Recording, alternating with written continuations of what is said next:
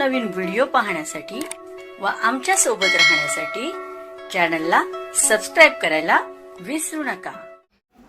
तर बघा काय बातमी आहे, पेन्शन धारकावर 8व्या वेतन आयोगाचा काय परिणाम होणार आहे। तर 8व्या वेतन आयोगाच्या अंमलबजावणीचा देशातील कोट्यावधी अधिक पेन्शनधारकांना आणि ज्येष्ठ नागरिकांना खूप मोठा आर्थिक फायदा होणार आहे। नवीन नियमानुसार केवळ चालू कर्मचाऱ्यांच्या पगाराच नाही तर निवृत्तीवेतनधारकाच्या मूळ पेन्शनमध्ये देखील यात सुधारित फिटमेंट फॅक्टरचा वापर करून मोठी वाढ केली जाईल। प्राथमिक अंदाजानुसार नवीन वेतन आयोग लागू झाल्यानंतर निवृत्तीवेतनधारकांच्या मासिक पेन्शनमध्ये 20 ते 30% थेट वाढ पाहायला मिळू शकते। याशिवाय सध्या मिळणारा महागाई भत्ता मूळ पेन्शनमध्ये विलीन केला जाईल आणि नवीन पेन्शन रचनेत तो पुन्हा एकदा 0%वर सुरू होईल। त्यामुळे वाढत्या महागाईच्या काळात निवृत्तीवेतनानंतरचे जीवन जगणाऱ्या माजी कर्मचाऱ्यांना मोठा आर्थिक दिलासा मिळणार असून त्यांचे मासिक बजेट अधिक मजबूत होणार आहे।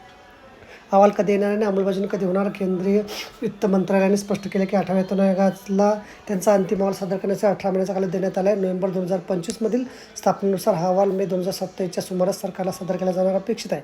अहवाल 2027 मध्ये आला आणि सरकारच्या मंजुरीला काही काळ लागला तरी हा निर्णय 1 जानेवारी 2026 पासून पूर्वलक्षी प्रभावाने लागू केला जाईल।